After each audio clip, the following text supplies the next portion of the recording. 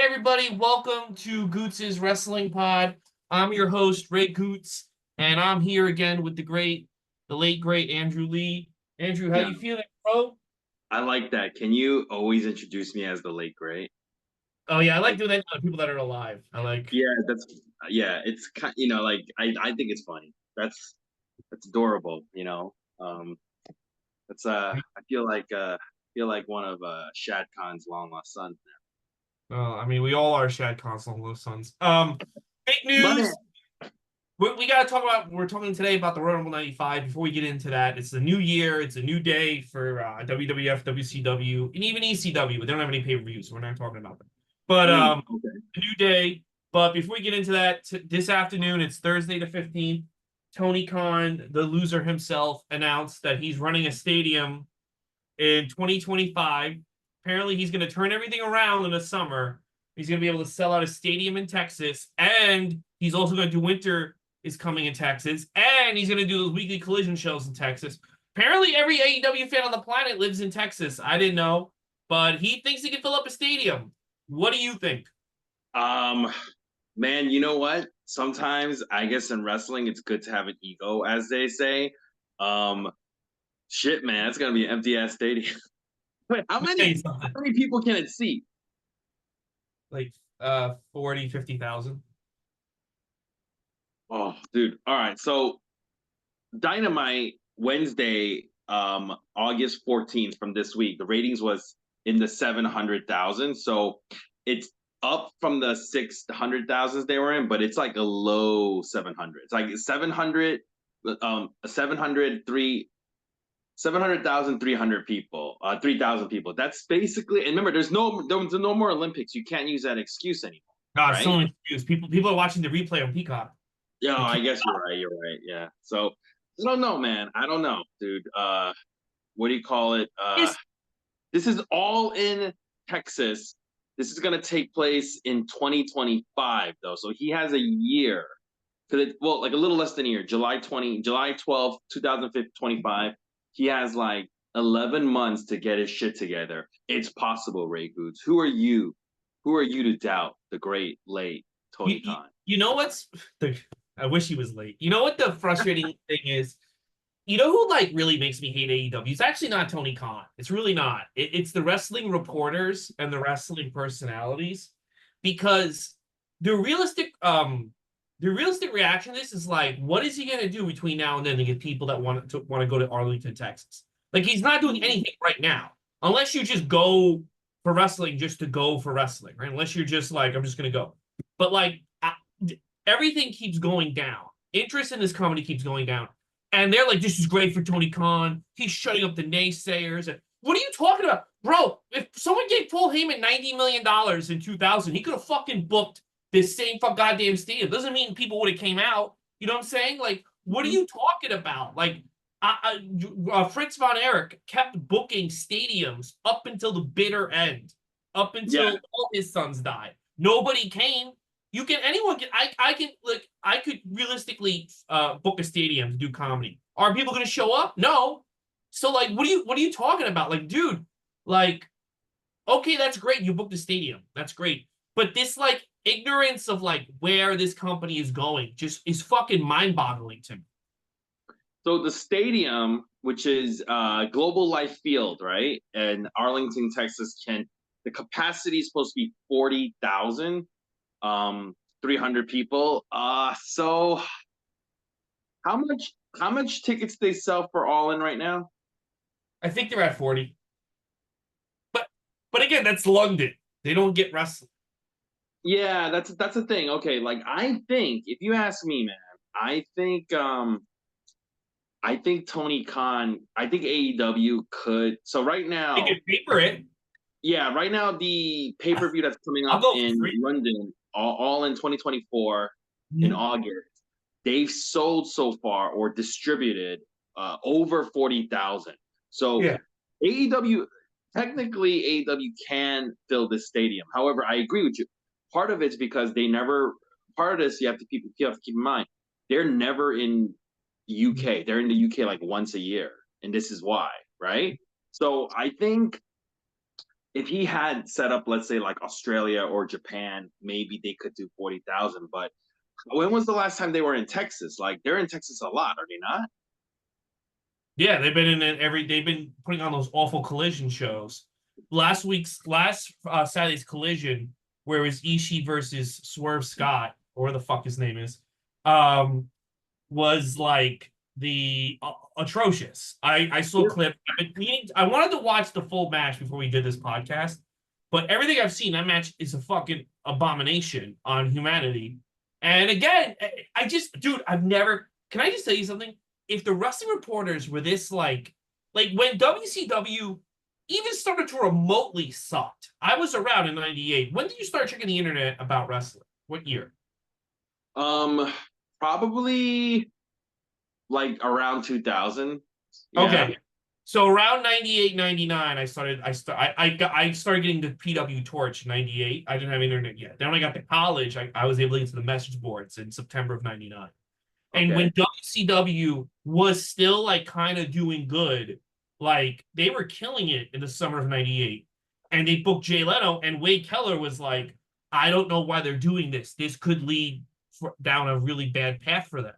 And when they fucking had Goldberg beat Hogan, I don't know why. Like they were critical, even though you just beat WWE for the ratings, you could have saved this match, and you could have saved this match for a pay per view. Like WWE is catching up. They were very critical of everything WCW did, and the reason why everyone was critical, and everyone was like, because we didn't want it to go away. We wanted it to get. It was fun, dude. Those were Yeah. some of the best days of my life as a wrestling fan. And Yeah. For me, I agree. this complete ignorance of all of AEW's problems by the fucking media and stuff, it just makes me hate that company more. Because it's Yeah, like, but there's a lot of media actually. Um, there's more media that's against AEW than there are for me the AEW. Wouldn't you well, agree to that? no, I no, the reporters, the ones like Fightful and Dave Meltzer and all those other people, they're like Sean, the people who like are reputable, they like ignore AEW's problems all fucking day long. They won't acknowledge that the company hasn't been the same since Hangman Page cut that promo on Punk. I mean, it's interesting because everywhere I see, it's always negative AEW. But who do you follow? Because like We're talking Jim Cornette, ex keeping it wrestler, 100, ex wrestler. Wrestle Talk, Steve, Steven Richards. I'll be honest with you, even Chris Van Vliet, he takes like these subtle jabs at AEW too now. Okay, all of those people, except for Chris Van Vliet, are ex wrestlers, and the reason why they're critical is that they are seeing the big picture. That's why I they're mean, critical. Eric Bischoff, there's another one. I He's an don't ex listen to wrestler. him, but I Eric mean, Bischoff is against it. Vince Russo is against it, and I don't ex listen to him. wrestler. But yeah, yeah. Everyone Um, who's in the wrestling business sees the flaws. I mean, look what CM Punk said in the interview. yeah, And but like yeah. So from what I'm seeing, it's like almost everybody. I mean, like okay, Wrestle Talk's a good example. Wrestle Talk isn't in the wrestling business, but I don't follow them, so I can't they're tell you. kind of negative on AEW and Voices of Wrestling. They're more fair, but they point out when AEW sucks, and they have pointed out how much it sucks sometimes. Yeah, I don't follow those two people, so maybe you're right. But Yeah, the people that I Jason come from to New see, York is negative AEW. well, he used to be super pro. He'll go back to being pro.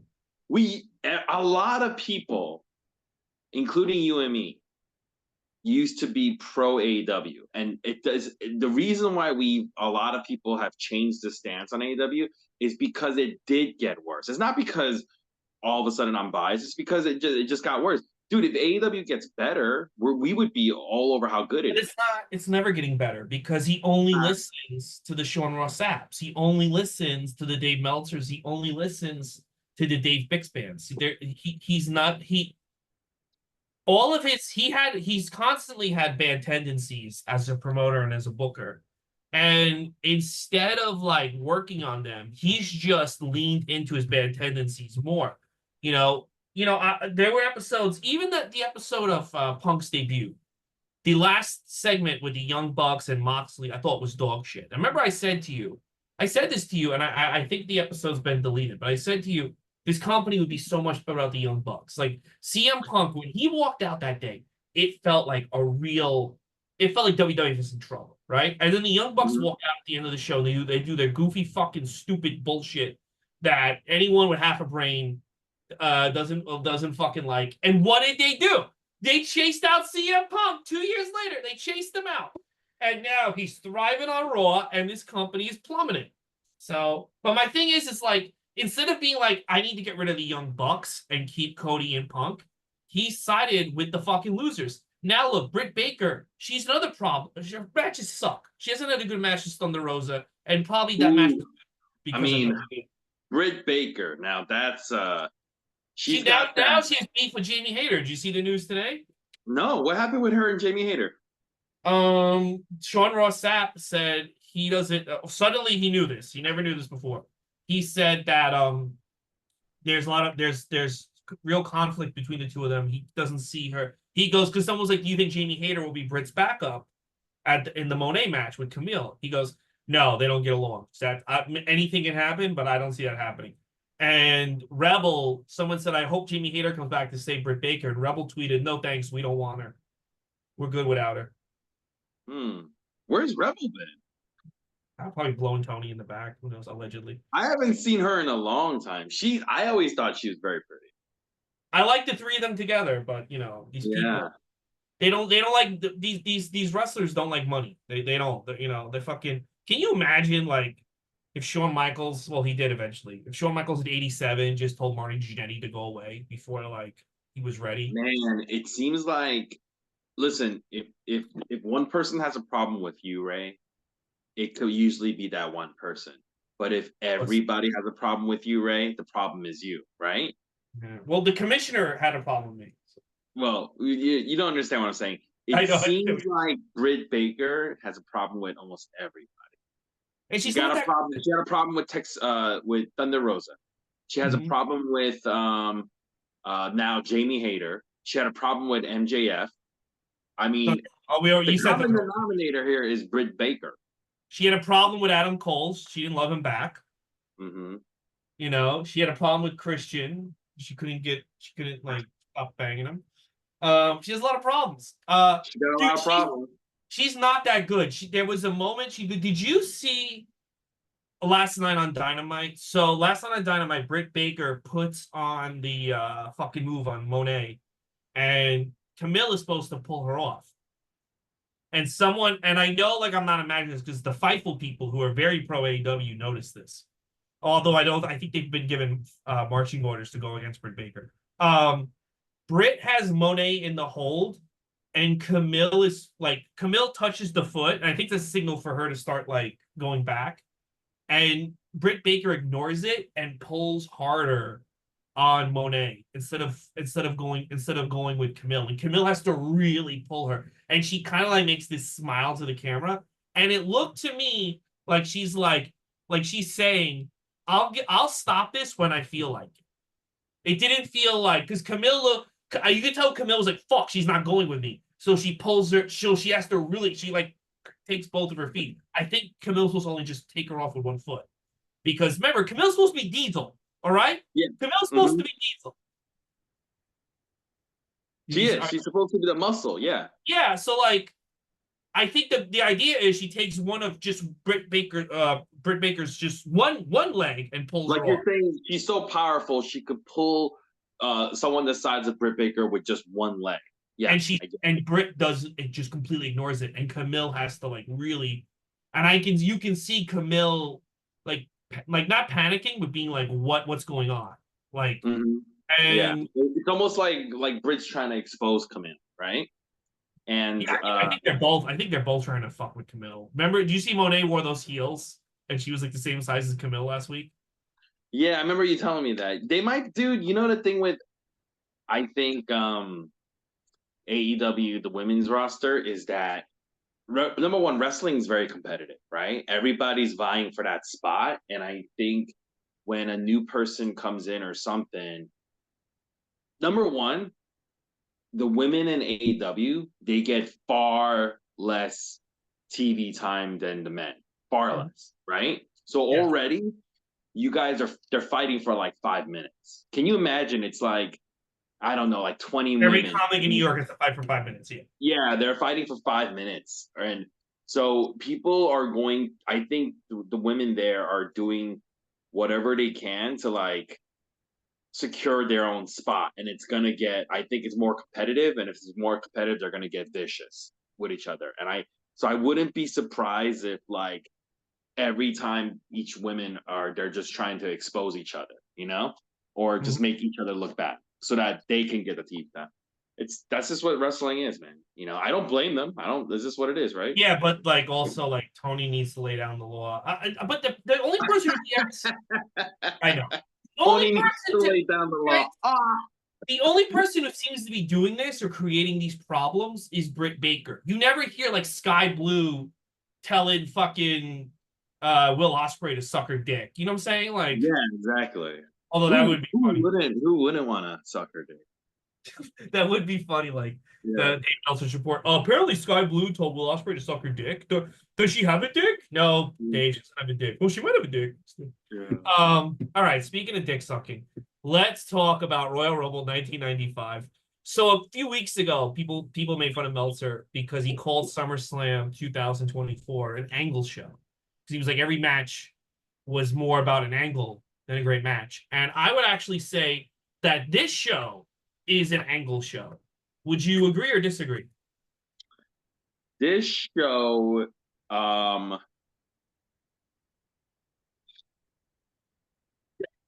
yeah, I could see it being an angle show, but it's not a well done angle show.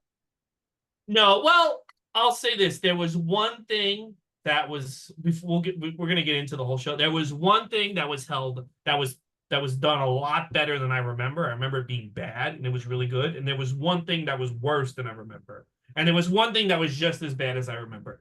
There was Again, one thing on this that I don't think gets enough credit, and I'll tell you what okay, it is later on. okay. Yeah, I will say one person, I really. will say this. This is the one of the worst Rumble matches of all time because they cut it down to like less than a minute between entries. Okay, And we'll get it. We'll you talk about that later. you warned me. You did warn me weeks ago that Mhm. this is considered one of the worst Rumbles, right? And I kept Yeah, going like, no, I like Royal Rumbles, and you were like, I don't know, this is considered worse. And I'm gonna tell you, you were right. This is probably one of the worst Rumbles I've it's ever the seen. worst Rumble match. It's the only time with a worst match on the card, and maybe I think, but usually there's like an undercard match that's worse. Even if the Rumble sucks, this is the Yeah, Rumble match is the worst match on the card. this is worse than the women's Royal Rumble, like the second women's Royal Rumble. I remember the second women's Royal Rumble was like not good, But and both this, those Rumbles that year were terrible. 2019, the yeah, men's. yeah, and this one was worse. This one was worse. Yeah. Yeah. Let's go. Let's get right into this. Actually, Royal Rumble, 1995, 30 men, one winner. Something's gotta give. Yeah, it's January called, the 26th. ratings of this company. The ratings, yeah, the ratings. That's what's gotta give. Yeah, right. January 22nd, 1995. We're right in the middle of the 90s. Well, beginning of the new year. Takes place in Tampa, Florida. 10,000 people are in attendance. Pay-per-view buys. 225,000 pay-per-view buys. In comparison, Royal Rumble 1994, the Royal Rumble before this one, 200,000 buys. Royal Rumble 96, the Royal Rumble afterwards, 260,000 buys. So this is actually just, you're seeing a steady increase in pay-per-view buys per Royal Rumble since 1994, 1995, 1996. So even though this was a stinker, it didn't deter people away from the I next think, Royal. well, I think the appeal for the Rumble for me for all these years is that I think in 94, 95, people are now realizing the Rumble is the setup for WrestleMania. And Yes. it's like it sets the tone for the year. And I think even in the worst Rumbles, the wrestlers have an excitement to them because it always does feel like a new start. Sometimes it's not a good start, but it always has the feel of like a new start, a new day, a new day. Yes, it A is. new day. Yes, it is. Mhm. The show begins with a cold open of a limousine arriving. And little Dink the clown is like, hey guys, come on over here. He alerts the roster. And there all the rosters come out to greet Pamela Anderson, who comes out of the limo. And you got Mabel, big Mabel, front and center, licking his lips. Like 20 years later, he's gonna go on to become 10 years. Viscera. Big 10 Daddy. years. Yeah, he's gonna no, not Viscera. Big Vis when he was The Love sexy. Machine, Big Vis, yeah. Yeah, that was like 20 years later, wasn't it? That's 10 years, 2005, bro. That's when he was the sexualized version. Yeah, yeah, and he starts humping people. That's 2005. Oh, when he starts 20, humping. he's dead. 20 years later, he's fucking dead, bro. And that's when they're doing the Adam, the guy with the Adam Rose and all that bullshit. Oh, when he's humping people. Like when was Mabel humping people? 2005. Yeah. 2005, and then he becomes Big Daddy V with his titties out in ECW. Yeah. All right, Vince McMahon welcomes us with Jared King Lawler, and they actually show us this time the Spanish announce team. I thought that was pretty cool. We're gonna go right into our first match. This is for the Intercontinental. Oh, I just title. gotta say that opening made the wrestlers look like such fucking losers. Yes, they Such did. fucking losers and This is the second time in a row I feel like where we're seeing the wrestlers just look like nobody looks special. You know when we saw Survivor Series and they're doing those stupid team huddles Mm-hmm. and they're going over the game. Nobody looks special in any of those things. Well, they all just look like regular dudes now. And this opening where they're all just like going gaga over Pamela Anderson, you're right. It makes nobody like look good. It makes everybody just looks like just a wrestler. a fucking idiot. You know, There's no but Hulk Hogan. There's no Savage in that group. You know. there's not even a Tito Santana. Let's be fucking. You know what? You know what the thing about is, and when we get to the Rumble, it's like, wow, they have no stars. They have dude, Adam Bomb gets a pop because the crowd has seen so many fucking losers that they're just happy to see Adam Bomb. They're happy to see like somebody they recognize. The roster is obliterated at this point. It's fucking horrible. Yeah, this is a crazy roster. Let's go right into the first match though. You're gonna recognize these names. It's for the Intercontinental title. Jeff Jarrett with the Roadie, who will go on to become. Finally. Yeah, that's right. BG James in TNA Wrestling. Yes. Versus the Intercontinental Champion Razor Ramon. It's a very slow start in the beginning, and then they do a spot where Jeff Jarrett hits a series of drop kicks, like a whole bunch for a near fall. It was really cool. They keep wrestling. Razor Ramon, he wishbones Jeff Jarrett on the post, which gets big cheers from the crowd. That was a fun spot. Then, what? I thought you were about to say which gets Big Vis to come out. Big Vis to come out and be like, hey, that's that groin shit is my thing. It's sexual here, baby. Yeah. Razor Ramon, he goes over the top rope to the floor, hurting his left knee. And while he's hurt, the Roadie attacks the knee as well. And Jeff Jarrett actually ends up winning by countout. And Jeff Jarrett's mad because, you don't win the title when you win by countout. So he gets on the microphone and he starts goading Razor Ramon, calling him Chico and stuff. And Razor Ramon's already limping to an aisle and he looks back and he's like, nobody calls me Chicken Chico. And he gets back in the ring and the match restarts. Razor Ramon, they wrestle for a while and he tries to do the Razor Edge, but he drops Jeff Jarrett down because his leg is bothering him. And then Jeff Jarrett rolls up Razor to win the Intercontinental title. What did you think about this opening match? First of all, I think Roadie added so much to Jeff Jarrett's act, and I wish that like they had kept it going. Obviously there's drama coming Jeff Jarrett's way the summer of '95, which leads to the end of sorry, my dog was asleep. I have been having a nightmare. No, when Jeff Jarrett leaves because of, I guess, contracts or money, he Roadie walks out with him. Yeah, well, Roadie just walks out with him. But let's save that talk until because that happens in Your House too, which is coming. Okay, yeah. We can talk all about what Jeff Jarrett said and all that when we get there. But I mean, like, Roadie adds so much to the act. It really does. It really makes, and they're really good together. And it's a shame they fucked it up. But but at the same time, and this match is fine, but I think the restart makes Razor Ramon look like a fucking idiot. Yes. And maybe at this point, Vince had in his head that Jeff Jarrett could be a main eventer. And he wanted Razor to look like a fucking idiot to build up Jeff Jarrett.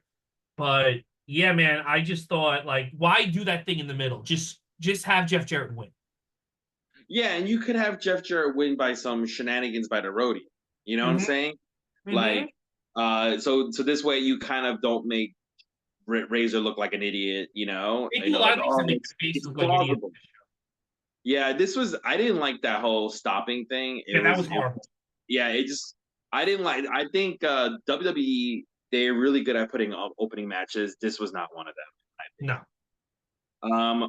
Well, the man whose fault that was, we go back to him. It's Junior, and he is asking Jerry the King Lawler, "Hey, do you know about this IRS taker situation? How do you feel about it?"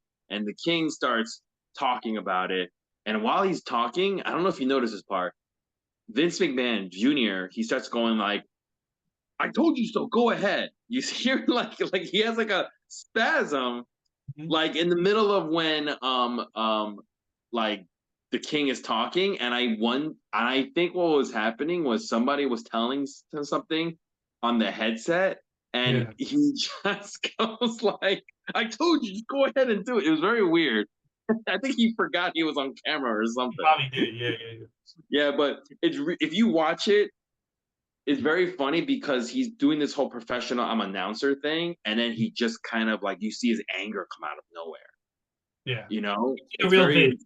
yeah, He his was the really real like back then. He was super aware of hiding like who he really is on TV. And every yeah. time that it comes out, there's a clip of Andre at TNT not going along with what Vince is doing, and he grabs Vince's tie too hard and throws him, and he walks away, and Vince like slams his pen down on the table, and you see like the real him for half a second. Like in other words, like Andre wasn't supposed to touch him that much.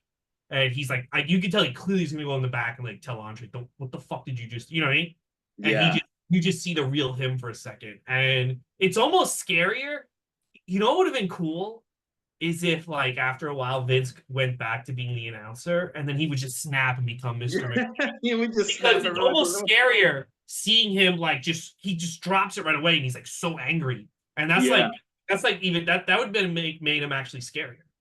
Yeah. If you guys want to catch a glimpse of old school Vince McMahon dropping the act and the real him just popping out for even for like a second, this is one of those shows where you can actually catch that. But let's go Yeah. to match number 2. It is IRS with his manager Ted DiBiase versus The Undertaker with his manager Paul Bear. IRS starts with a drop kick to the back of Undertaker, who no sells it. There's no reaction. DiBiase gets on the apron and it backfires, and IRS gets knocked out of the ring. And IRS is mad. He's like, "You're costing me this match right now." So DiBiase brings out these 2 druids who and they're kind of distracting the Undertaker. So when Undertaker tries to do his old school walk, they shake the ropes, and Undertaker gets knocked off and falls off. The Druids help IRS for like a little bit, like just get him a little bit of advantage, but Undertaker still is in control for the majority of this match, and then Undertaker choke slams IRS for the win. Afterwards, the Druids start beating on Undertaker, and then King Kong Bundy comes out because he is part of DiBiase's stable. Mhm. And then he faces off with the Taker, and then IRS steals the urn. And this distracts Undertaker enough for Bundy to start beating on him, and then Paul Bear, they run away with the urn. So Undertaker's like laying in the ring, and Paul Bear has no urn to raise the Undertaker. So he uses the power of the fans. He goes, "Yeah, fans, come on, cheer for the Undertaker!" And the power of the fans help raise the Undertaker. But it's not as powerful as the urn because the Undertaker is really Also, groggy. He's like staggering. every all the fans watching WCW at the time, so it wasn't that powerful. Yeah, so yeah, there's less fans. Yeah, Yeah. this was I don't know who decided to do a feud between Undertaker and IRS. Well, it's more about the I wonder corporation than IRS. what It's more about the corporation. They're building to like he's just the stand-in to get to Bundy. to get to Bundy. Okay, yeah, maybe that's probably right, but it's very like mismatched, and I didn't really like this match. This is what I mean by an angle show. The only purpose of this match is to let you know that King Kong Bundy's going to fight Undertaker, and the fans did go like, "Whoa!" when they realized that's what they were getting. So there was still some excitement. don't forget, 9 years before this, King Kong Bundy main evented WrestleMania, and Yes, what a really good match, probably the match of the night. That show, with that's a very Hogan. good match. Hmm. So people still had hopes for King Kong Bundy, although the well had been, he wasn't the same guy he was in '86. But yeah, this I is mean, just that was a long time ago. Yeah, this is just an angle. This is just a Raw match to me. yeah, yeah. It's definitely not like a real pay-per-view match. It's weird. My one of my favorite guys, Todd Pettengill. He's in the Ugh. back with I like Todd Pettengill. What did you like about Todd? He's just too like cheesy. He's just after Mean Gene. I think now I'd like him. If he was there now, I would like him. Like if he never existed and then he just showed up on Raw and he was like, "Hey, I'm here with CM Punk. CM Punk, what do you think of Drew McIntyre? You know what's That funny bracelet?" because that's what I liked about him. He was so like cheesy. That's what I liked about him. He was so like Um, you know what um I wish he did last into the Attitude Era and he got corrupted like everyone else. Like yeah, that would have been awesome. That would have been so much that fun. would have been fun. Like Yeah, if that he would have been so much fun. became like Vince's stooge. He's like, Austin, it seems that you're a coward. You don't want to fight The Rock. What do you have to say about it? And just stunners him and stuff. Yeah, that would have been fantastic, Then it man. would have been really great. But like in other words, like all this new generation shit turns against Austin. But like, he left before that. Yeah. He's too like radio show Nickelodeon for me. And Mean Gene to me, I felt like he was like making fun of wrestling, talking down on me, where Mean Gene was like on my side, you know? Yeah, I see what you're saying. Yeah. Yeah, because also Todd is not he's admitted he wasn't like a real big wrestling fan. He Yeah. just was doing his job. Yeah. So funny But because now anyway, that's what he's more probably the yeah, things he's remembered for after and like is not that stupid radio show. It's wrestling. People are gonna remember him for wrestling for the rest of his life. yeah. Hmm. Yeah. And I think I think he realizes that. Yeah. He hitched his wagon on the radio thing, but and in New York, He made good money. yeah, he made good money and it probably was I think he easier. should have stayed in WWE. I think he should have. Yeah, I think he should have too. I think so too. I think he realizes that now too. Yeah, now it's too late. Because Now it's too late. yeah, it's Although too late now though. I would say to them, if honestly, if they rehired him for Raw, I'd be pretty excited. I'd be pretty Yeah. They did bring him back like every once in a yeah, while for in your house. NXT. Yeah, but they should bring him back like as just Uh-huh. like the backstage ring announce like ring like Or interviewer. like hyping up the pay-per-view. Hey guys, next Yeah, pay-per-view match of yeah, Berlin. yeah. It's gonna I be think Gunther it'll versus be the Viper. yeah. It's like, whoa, let's go. I wonder if we're gonna get a peek at Rhea Ripley in the dressing room, like shit like that. Like that would be so funny. Um, okay, so Todd, he is with the champion Diesel, who's really focused on his match with Bret Hart. So he goes like, "Not now, Todd." And this is what I like. See, this is what I like about him is that Todd, like, people could be like dismissive of him and like hand wave him, and like it's perfectly fine because it's Todd Pettengill. Yeah. Like he just takes it. He's like the goof, and so he goes away. Then Todd is with Bret Hart, and Bret's talking about like, yeah, I like Diesel. Everybody likes Diesel. I like Diesel too, but this is business, and like I want to get back in being a champion. All right, that's what it's about. And he goes, you know what, man, I really don't want to talk to you either. I'm not in the mood either. So nobody's in the mood to talk to Todd Pettengill. But we're gonna go to the championship match. That's right. This is the third match on the card. Bret is still in the championship match, but it's still never in the main event. It is Bret Hart versus champion Diesel.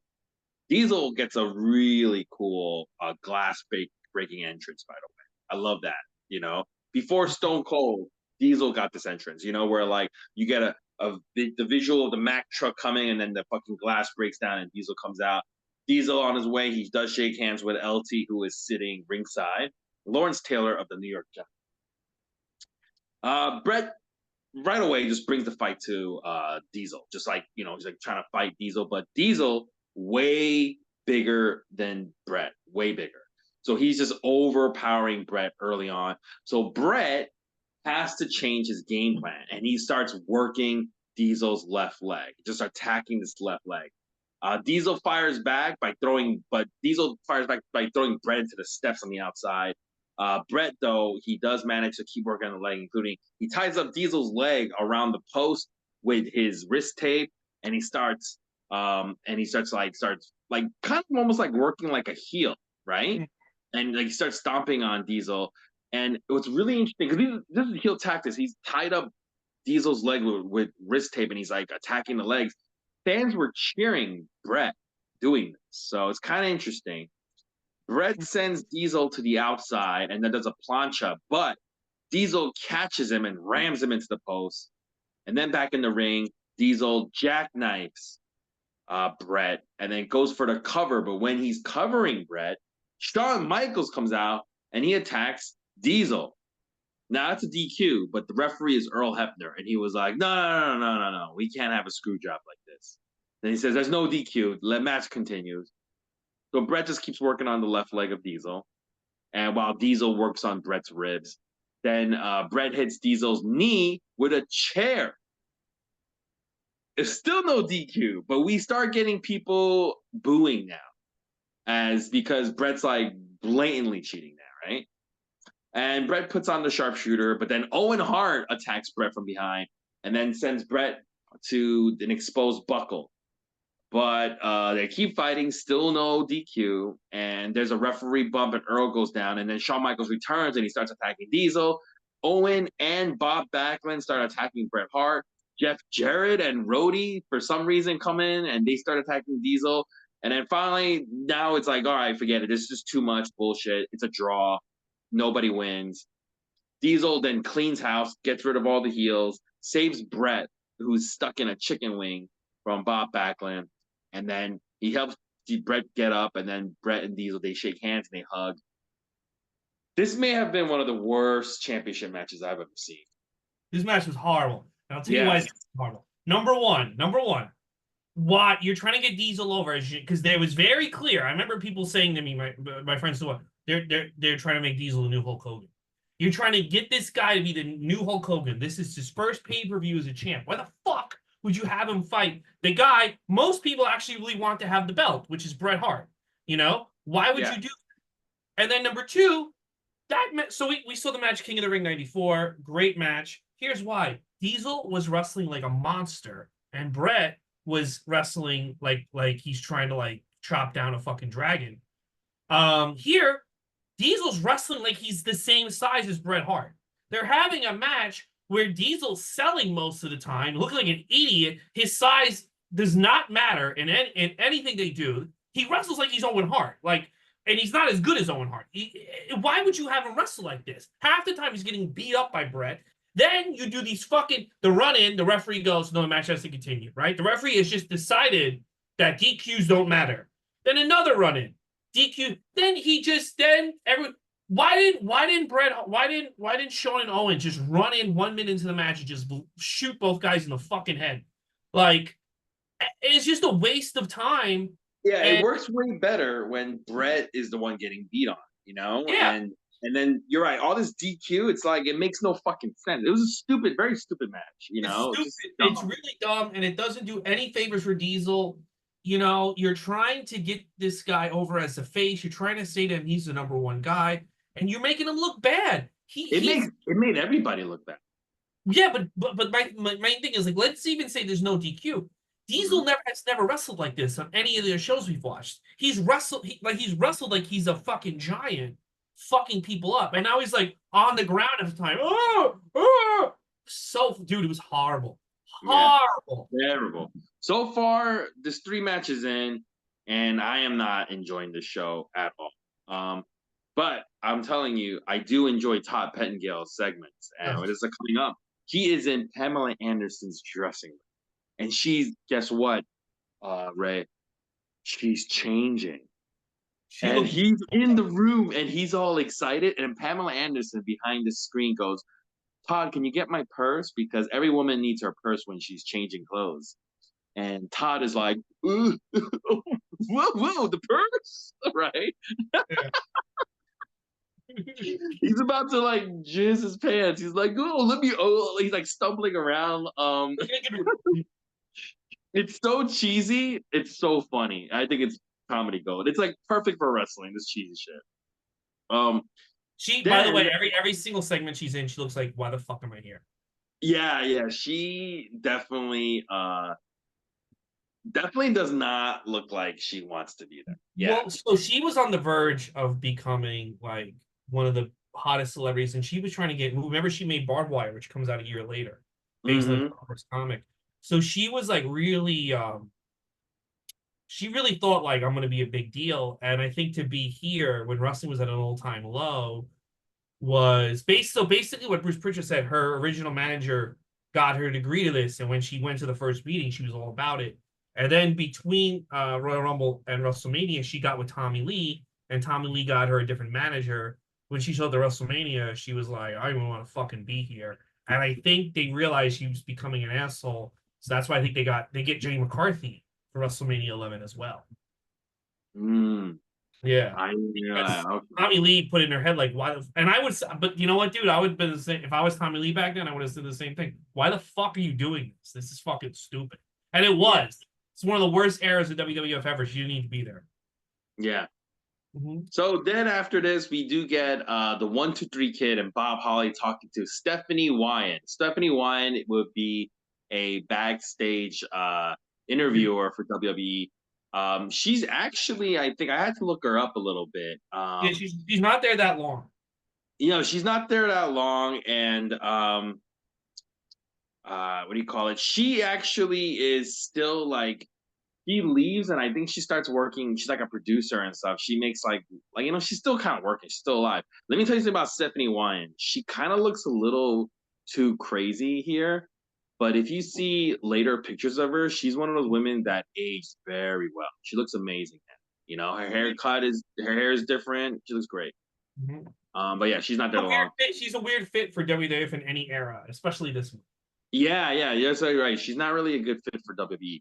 But anyway, she's talking to these guys, Bob Holly, Sparkplug Holly, and 1-2-3 Kid, because they're talking about the tag team opportunities because they're going to be in a match coming up next. And then right before we get to this match, though, Jerry the King Lawler has to do this thing where he has to draw, and he draws like himself kissing Pamela Anderson. It's so fucking dumb. It just looks So awful. I so was just corny. like, yeah, I So don't know. corny. It was so corny, and it was just like, why are you guys wasting time with this? You It know just this what? is like They really, this company really, they never saw Eric Bischoff coming. Like yeah, like this was the nothing. perfect time for them to strike, bro. What I mean Yeah. with the creation of Nitro, they were so vulnerable. They're so vulnerable. This company for someone to kick their ass. It's so bad. It's really bad. It's really bad this This era. show is bad. You were like right on the nose about how bad this show is. Well, actually, no, That's it's about to pick up. It's about to pick up. okay. We're going to go to match number 4. This is for the vacant tag team titles. Remember, Diesel and Shawn Michaels were champions, but then they had a falling out of friendship. So instead of putting over a tag team, they were like, we're no longer a tag team. Well, already Sean's not putting anyone over for the belt. Yeah, Shawn Michaels is not putting over a tag team. He's just like, I'm just dropping the belts. So it's a vacant tag belts. Tatanka and Bam Bam Bigelow with their manager, Ted DiBiase, versus the 1-2-3 Kid and Sparkplug, Bob Holly. Holly and Tatanka start the match. Cool spot when Bam Bam Bigelow, he's in the ring with 1-2-3 Kid, and he shoots the kid all against the ropes, and then he pops him up really high for like a pop-up power bomb, right?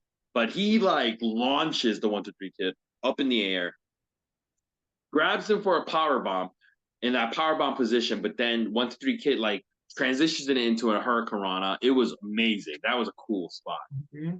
After Kid gets beat on for a while, the good guys, the faces start firing back, and both Holly and 1-2-3 Kid, they go up on the top rope and they both jump, but they both get caught. 1-2-3 Kid gets caught by Tatanka, and Holly gets caught by Bam Bam, and then they're going to do this thing where they're gonna ram those two guys into each other, but the Kid and Holly, they both come off and they actually make Tatanka and Bam Bam bump heads. Another fun spot. Then Holly gets beat on some more. And then Kid makes the hot tag and he cleans up. But then Bam Bam gorilla presses him from the ring down to the So good. floor. So good. That's a crazy bump. It's basically you're falling not just from the ring to the floor, but higher up. Because remember, Bam Bam has you up, right? So it's a really high fall, right? But he didn't look like he hurt himself. Bam Bam then goes up for a moonsault now. So he's up on the top turnbuckle with his back to the ring. Kids are laying on the ground, laying on the mat. Tatanka is an idiot. He gets in the ring and then he goes, you know what? I'm going to hit the ropes. And he hits the ropes, which causes Bammer to lose his balance. And then he falls off, hits the mat, the back of his head. He's knocked out. 1, 2, 3 crawls to a knocked out Bam Bam Bigelow, covers him, and wins the tag team titles for him and Bob Holly. Crowd cheers. They didn't see this coming. There is an underdog team. Bam Bam Bigelow wakes up. He's got blood on his face, and he's like, "What just happened?" And he rolls outside and he starts arguing with the fans. Hey, it's not funny. Stop making fun of me for getting pinned by 1, 2, 3 Kid. And then as he's arguing, his eyes catch LT, and LT's sitting there with a smile on his face. He don't appreciate the smile. So he starts getting in LT's face. LT doesn't want any trouble, so he stands up and he goes, "Hey man, I'm just enjoying the show." He sticks out his hand to shake Bam Bam's hand. Bam Bam shoves LT. Dude, I don't remember the shove being that good. That was a fucking hell of a shove. When I was a kid, I thought I already now in '95 I know wrestling's fake, right? Mm-hmm. I thought this was real. I think he did hit him for real. I think LT and him figured out you have to shove me for real. If we're no. Yes, I know that, but I didn't think like this is planned, right? Like it's planned for Bam Bam to shove LT. That's gonna lead to a match. I legit thought this was real. Like like LT was just a fan and Bam Bam was really mad. He shoved some guy he shouldn't have done. Like that's what I really thought. Because the way they frame it, and also LT, like it's so awkward.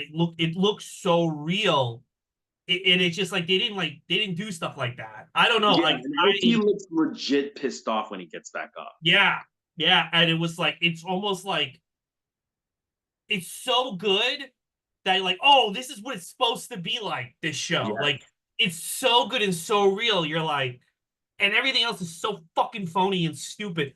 I thought this match was, well, first of all, I think you could agree. Was this not the best match of the show? Yeah, this is the best match of the show. Yeah, absolutely. Yeah, I thought this match was fantastic. I thought the way they did I could have swore that they kept cutting to LT during the match. And the fact that they don't acknowledge him until they don't. Vince is even about to throw their video package. And then that was well done. That was well done. That he's about to transition to the next one. And then he sees what's happening, so he goes, "Oh, let's actually keep the cameras here for a little bit." And that's the telltale sign. But like when I'm a kid, I don't know that stuff, right? I just know wrestling is not real. I just know that. But then when he shoved him, I was like, as a kid, I know LT is not a wrestler. Yeah. Right. And I'm like, well, you don't shove fans like that. And the guy looked so pissed off when he got up, and when LT got up. I legit thought that was real. And when I'm looking at it now, I don't I'm like, you know what? Like, it's okay that you thought it was real because it was done very well. Like, there's no shame in thinking that was real because it was done very well. Yeah, I gotta give a lot of good. Everything about this was this is the best. I gotta give all the credit in the world. I'll tell you who I won't give credit. I gotta give all the credit in the world to Bam Bam Bigelow. He is the MVP of this show. Everything he did, and you know what I think made the angle work so well is that they waited. Like the only reason I have this match is to do this angle, right? They're not they have no plans for Sparky Plug Hawk, right? They're just doing this match to have this angle. But they wait so long to do it. They wait and they wait and they wait that you almost don't think the match means anything until the shove happens. And the shove is like so. And Bam Bam, his anger and the way he loses, it's justified why he would be like, "Don't laugh at me." The only person who completely fucks this up, the only person who, the more I see him, the more I realize he's a no-talented fucking buffoon, Tatanka. Tatanka ruins the finish almost. He ruins the finish. I like Tatanka a lot. And in the other matches that I'm seeing him, he's not. I don't think he's as bad as you think he is. But in this match, he is the noticeable weak link in this match. Yes. There's moments where it doesn't look like he knows what to do next. Exactly. Yeah. because everyone else is playing their. Even Bob Holly was fantastic. I was Yeah, shocked. see, Bob Holly, Bam Bam Bigelow, and 1-3 Kid, they wrestle the way they wrestle like you can fall into believing like that they're wrestlers, right? Yeah, yeah, yeah. Tatanka, the way he wrestles, it's like you could tell he's trying to remember what the next spot is, Mm-hmm. right? Like you could see him like kind of like, oh, okay, where am I supposed to be next? Like where am Yeah. I supposed to stand next? It almost Like feels like he forgot he has to go hit the ropes when he at the end. yeah, It feels like he's yeah, oh yeah, I have to do this. yeah. That's what I'm Yeah. saying. Like he's always trying to remember the next spot, and Mm-hmm. like his wrestling isn't actually like bad. Like the moves he hits isn't, or it's not terrible, but they're also like basic moves. So it's not like he's pulling off something incredible. They're just basic moves like elbow drop and body slam and shit like that. But man, Yeah. Tatanka, he just really compared to those three guys, it's like, geez, man, can you just can you up your game a little bit? Like I just want to be like, dude, what are you No. doing? This was a very important. And here's the other thing too. This says to me, Vince, when you care about something, you know how to pull it off correctly because you know in your mind, you know LT Bam Bam Bigelow. That is a fucking reach to make a WrestleMania main event, right? Mhm. But so you know everything has to be perfect in this match. And it was pretty much. It was like what like watching it, they do get you intrigued for that match. But Tatanka, I think he lost faith in Tatanka after this I because you okay? I would have done these You're keys. right. No, I have these really Is annoying Tatanka coming in the window? no, I have these really annoying like upstairs neighbors, and like their kids are super, they're like Oh, trying to get into my place. oh, Uh that's they're so. yeah, Andrew's looking at the window. The Native American Tatanka is okay. breaking his No, fence. this is what I would have done. I would have done, they're all in the same stable. I would have done Tatanka versus Undertaker and IRS in a tag team with Bam Bam Bigelow. That's what I would. No, what this is what I would have done. Bam Bam versus Diesel. Because Diesel looks good beating Bam Bam. Bam Bam can lose on a fluke, like he slips. And then you give Diesel the rub because then Diesel can come. They keep trying to Yeah, give but then Diesel where are you gonna put Bret Hart? Where are you gonna put Bret Hart? in the Royal Rumble and let Bob Backlund throw him out. That Royal Rumble needs star power anyway. So Yeah, that's true. Actually, yeah. let's Let's get get to into the that. Rumble. But All right. anyway, if you watch one thing from this show, and I remember not liking this as when I was younger. But if you watch one thing from the show, watch this Bam Bam Bigelow, this whole thing. One of Bam Bam Bigelow's finest hours so far.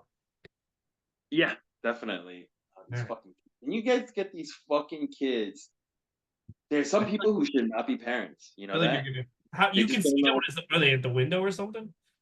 No, they're just this fucking kid's trying to climb over into my patio, Mm, and I just don't want him there. But this fucking she's like a shitty mom, dude. She just doesn't know what she's doing as a oh, mom. fuck it. Anyways, you know what else doesn't know what they're doing? This fucking Royal Rumble does not know what it's doing. No. Now, this what makes it even worse.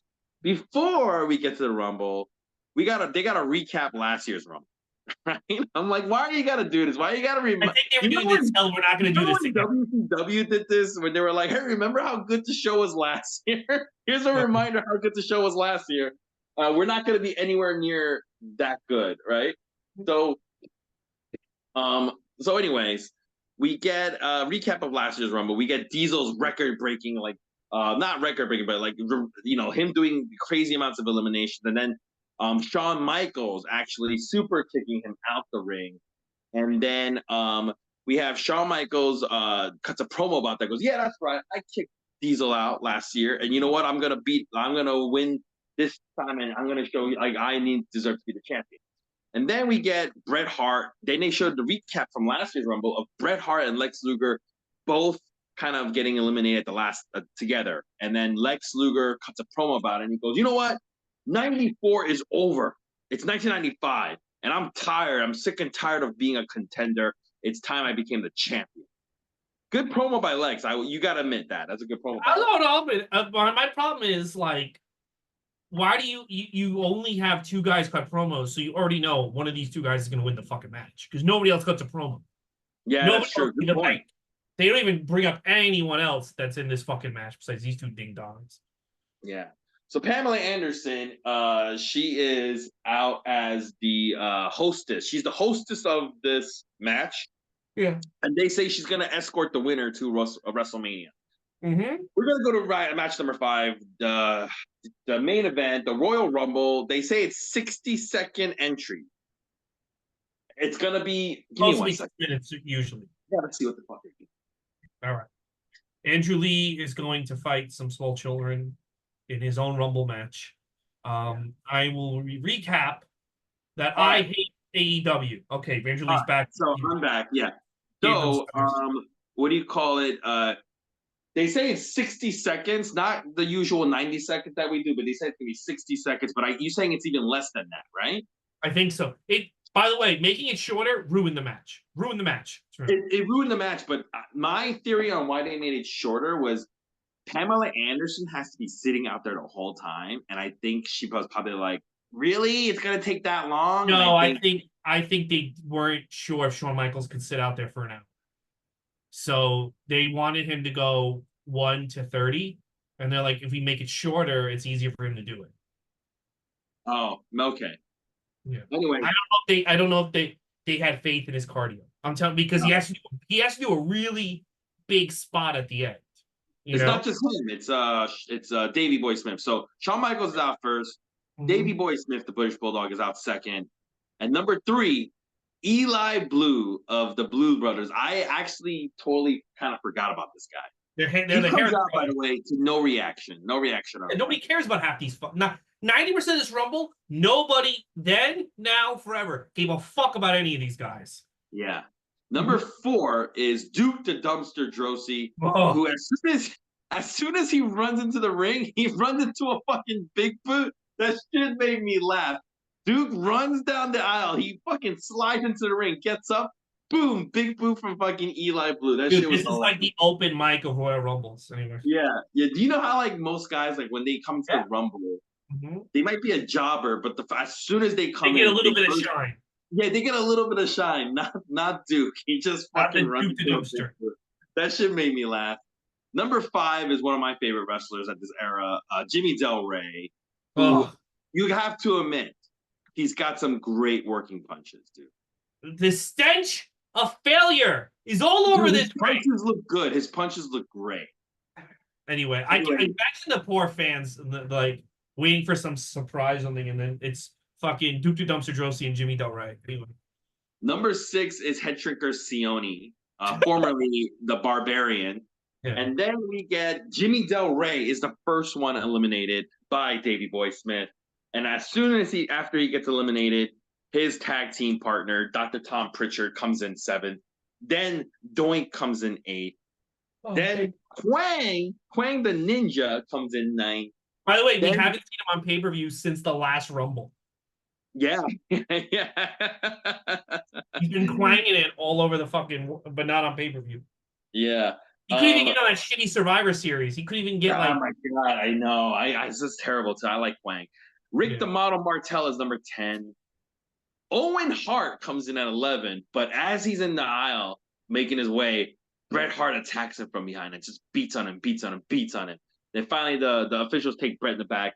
Owen crawls into the ring and he gets eliminated right away. That gets a big cheer, but it's off camera. So you can't see it. You can see it a little bit on the Titantron as Scott Steiner comes in at number 12, but I couldn't believe this was Scott Steiner. Yeah, that was Scott Steiner, wasn't it not? No, Scott Steiner's not in this match. He's not in the company anymore.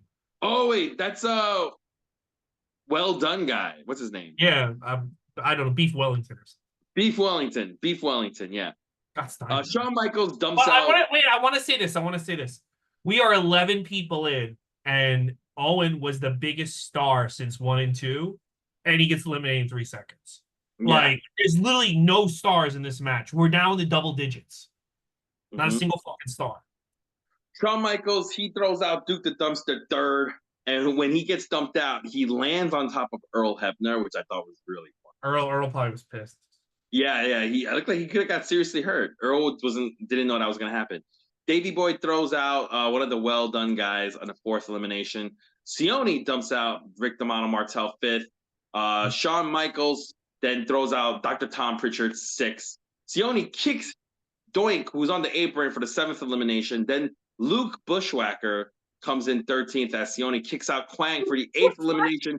Once again, off camera. This is fucking ridiculous. They're not even catching the elimination. This match sucks. They're not catching eliminations. There's no real people that anyone cares about. No, yeah, none. A lot of these guys are coming out to no reaction. Luke, Really, yeah, Luke to the Bushwhackers. I mean, it's over. It's been over since like 1992. Yeah. Eli Blue, he clotheslines of Sione over the top rope, but both of them get eliminated. 9th and 10th elimination. Shawn Michaels throws Luke out for the 11th elimination. Jacob Blue, his Eli's brother, comes in 14th, and he's dumped out by Shawn Michaels for the 12th elimination.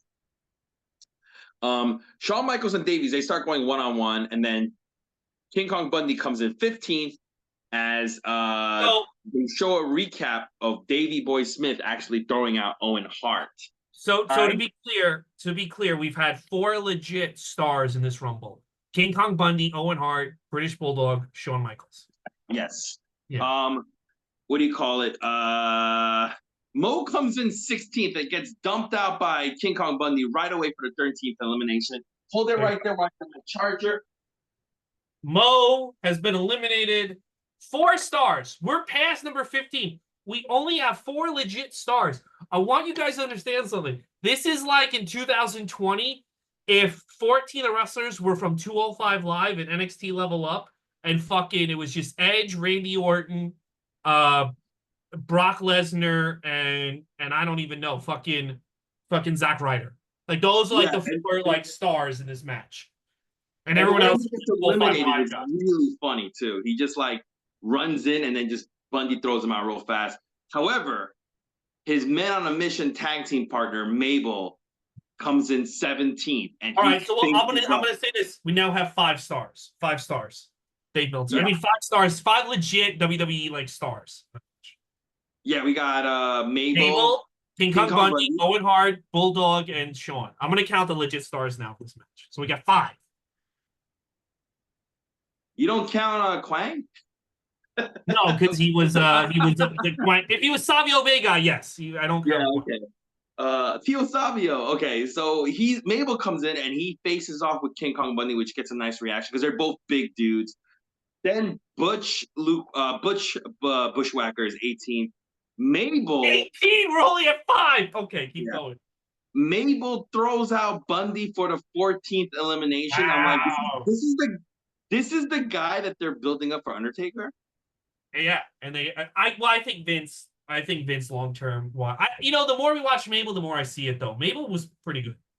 Mabel was because you know what? Because he's humongous. He's just humongous, right? But I really like. Why would you do like? You should have like. Why would you? Anyway, let's keep. Yeah.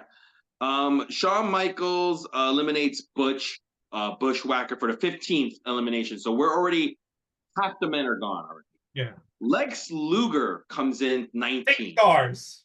It's a Kenny Omega Okada match. 6 stars. Yeah. And then he dumps out Mabel for the 16th elimination. Good. Then we're gonna get a fucking great run of some of the guys I actually forgot about. Mantar is 20. Yeah, I couldn't believe when I saw him come out. I forgot about Mantar. I totally forgot. You'll never forget. Yeah. And then Aldo Montoya comes in 21st. Just incredible. Yeah. Yeah. Then and again, if he was just incredible, he would count as the 7th star, but he doesn't. Sorry. Yeah. Then Henry Godwin comes in 22nd. Should we count him as a 7th star? I'm going to count him. He's the 7th star. I'll give it to him. Okay. 7th. Just incredible. Where did I end up? Okay, Billy Gunn is 23rd. He comes in 23rd. I'm not going to count him yet because he's not bad as Billy Gunn. No, but you got to admit, he gets a good reaction, though. All right, so let's go 8 stars. Billy Gunn counts as the 8th. Bart Gunn. I'm counting Bart Gunn. Yeah, Bart Gunn comes to 24th, but he doesn't get as good a reaction as Billy Gunn. Mm-hmm.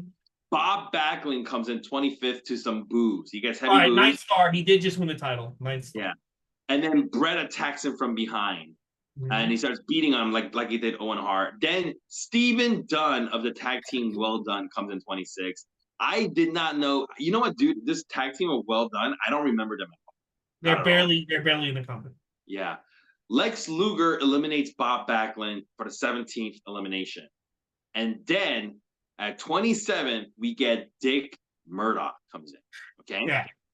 Stench Very failure from the territory days. Mhm. AW, yeah. Not AWA, just like territory days. Yeah. Just the territory. So. Yeah, he looks much older. He just like I did not. By the way, he told them he could get them a sponsorship of Coors Light. He's a Coors Light salesperson at the time. And he promised Vince he could do it and he couldn't do it. That's why they put him in the Rumble. Oh, Yeah. I did not know that. Adam Bomb comes in 28 to some 10 cheers. stars. Yeah. It's a Will Ospreay match. We got 10 stars. Fatu comes in 29. The other all right, 11 stars. Yeah, I guess.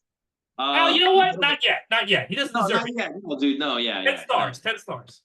Lex Luger eliminates Mantar for the 18th elimination, and then number 30 spot is Crush, who I would not consider a star. He did just have the Randy Savage feud. I would consider him a star at the time. People probably walked out. You haven't been seen in a little. 11 stars. Fine, 11 It's still stars. a pathetic number of stars. Yes. Crush, by the way, as soon as he comes in, he throws out both Billy and Bart Gunn for the 19th and 20th elimination. So there's really 10 men left. Aldo Montoya eliminates Steven Dunn for the 21st. Oh, good for Nothing Aldo. happens for a long time after that. No. But then Dick Murdoch, he starts doing this thing where he's doing that junkyard dog headbutting spot, and he's doing it to like one of the head shrinkers, and the head He's doing shrinker. it to Fatu. Yeah, Fatu starts going like, "Bro, I'm Samoan." So then fucking Murdoch has to sell his own head, which I thought was really funny. And then Crush eliminates Adam Bomb for the 22nd elimination. Shawn Michaels throws out Aldo Montoya for the 23rd, and then Crush eliminates Fatu for the 24th elimination. Then Dick Murdoch, in probably one of the fun spots of the night, he starts doing he picks up Henry Godwin and he starts doing the airplane spin. Mm-hmm. But then as he's doing the spin, Shawn Michaels gets up and he stumbles and he walks into the spin and he takes a bump. But that hit causes Murdoch to get unbalanced, and then Murdoch actually goes over the top rope and gets eliminated for the 25th elimination. That does get a good reaction from the fans. So I will give Murdoch this. He, like, whenever I see like pictures of this Royal Rumble or like odd entries, I always see like Dick Murdoch, but he did more in this match to get some kind of reaction than he's trying to get a job. He's trying to get a job. Made a good impression on me, but he just looks terrible. Lex Luger sends Godwin out for the 26th elimination. And then Shawn Michaels and Crush, they work together to eliminate Lex Luger for the 27th elimination. So he is not even in the top 3. No. Then Crush and then they wonder why he showed up on Nitro. Yeah, exactly. I gotta take something else about Lex Luger in a second, but let's finish this. I guess I got. What did you say? I have a good fact about Lex in a second that I found out last week. I want to talk about. Oh, actually, share it now. Actually, this is a good time.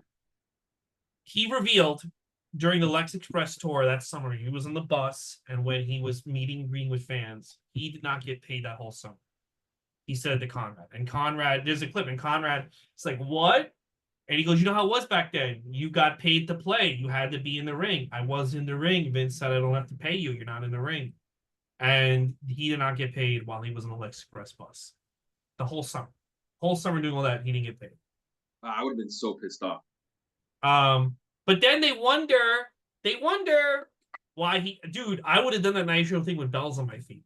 What a fucking Yeah. All right, so then after they eliminate Lex Luger, Crush and Shawn Michaels, they start double teaming Davey Boy Smith until Crush turns on Shawn Michaels. But then Davey Boy Smith clothesline Crush out for the 28th elimination. Now we're down to Davey Boy Smith and Shawn Michaels. Number 1 and number 2 are now 29 and 30. And Shawn Michaels, while they're doing this, is visibly calling spots while they're there. Like, you can see him. Like, this is why Bret Hart is better than Shawn Michaels. Bret would not be openly calling spots like this. where you can see him just like calling spots. Like, like like Sean, like I get it. You're the one, you're so good that you have to be the guy in charge, but can you just fucking make it less visible? Like, No, but he was all probably on a lot of drugs back then too. So. yeah, it's just like so I get it. You have to carry Davey, but just like just put a little more effort into it. Anyways, Shawn Michaels gets clotheslined out and he starts dangling, but then they play Davey Boy Smith's music. So Davey thinks he won. So he gets up on the top second turnbuckle and he's cheering when Shawn Michaels pushes him from behind and eliminates Davey Boy Smith to win. And they show you replays of Shawn Michaels' feet never touching the mat. Pamela Anderson gets in the ring and Shawn Michaels starts posing with her, and she looks super embarrassed to be there. She can't wait to get out of the ring. And that is how the show ends. Not a good Royal Rumble at all. No, but I will say, I wasn't impressed when I was younger, but watching Shawn Michaels' footwork in that spot is it impressed me this time. But when I was younger, I could not give a shit. I was like, oh, the Rocker one, who gives a fuck? Because they would show that. This match, I think this match was just there for that one spot. And that's it. It's a waste of time. It's a horrible Rumble match. You know, the Ric Flair Rumble where he goes from 3, that showcased Ric Flair as a worker. Shawn Michaels just does nothing until the last 3 seconds of this match, you know? And to be fair, he's got nothing to work with. No, yeah, exactly. Yeah. I'm not a big Shawn Michaels fan, but 1992, almost everybody that was coming out was like a star. Was a star. Right? Was a star. Yeah, well, like, you can't go like, hey, even Shawn Skinner. Michaels, you didn't really do much with Jacob Blue. Like, I know. Dude, the fact that like, and I'm gonna take Billy Gunn away because he wasn't there yet. The fact that there were like 10 legit like people that you could see winning the Rumble, and the other 20 were just losers among losers. What a fall! Like even from a year ago, 2 years ago, 3 years ago, what a fucking fall, bro, for this company. Just a cavalcade of fucking failure in that ring. Yeah, it wasn't. You were absolutely right. I totally see why. And now we're not just talking about. I'm not even just talking about just the Rumble match. The whole show is just like, when Todd Pettengill segments are like a highlight of a show, that's when you know the pay-per-view is not. Well, I did really like the Bam Bam stuff. I liked it way more than I thought. So that's like, yeah, that's one of the few things. That's like 1/5 of the show. That's not a lot. The rest of it, woo, it's a stinker. I'm ready to move on from this terrible thing, and let's move on. We got a long year ahead. This is the year they go to monthly pay-per-views. All right, let's review the next 4 weeks. Next, we're on the road to WrestleMania once again. Next week is Super Bowl 5, which is Hogan versus Vader. 2 weeks, it's Uncensored 95, which is Hogan versus Vader in a strap match, daddy. Then in 3 weeks, it's WrestleMania 11. Lawrence Taylor gets his revenge against Bam Bam Bigelow. And then in 4 weeks, it's In Your House 1.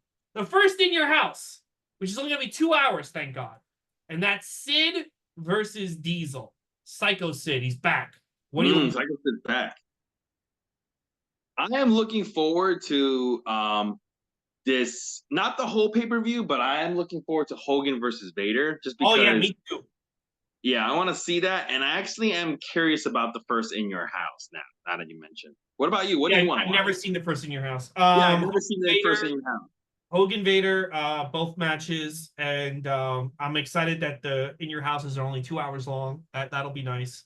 They stay 2 hours long until 97, and I'm not looking forward to WrestleMania 11. I think the more time passes, I realize by far it's the worst WrestleMania they've ever done. So, guess we'll have to see. Yeah. Anyway. All right, guys. That's the show. If you enjoyed it, please subscribe. Please comment. Please like. Did you enjoy the Royal Rumble 95? Let us know. Subscribe on YouTube. Leave us a review. Subscribe on Apple iTunes. Ray Goots on Instagram. The Patreon, Goots Forever. Give us $1. We deserve $1. Do I think we deserve $1? We deserve $1. Keep begging here, brother.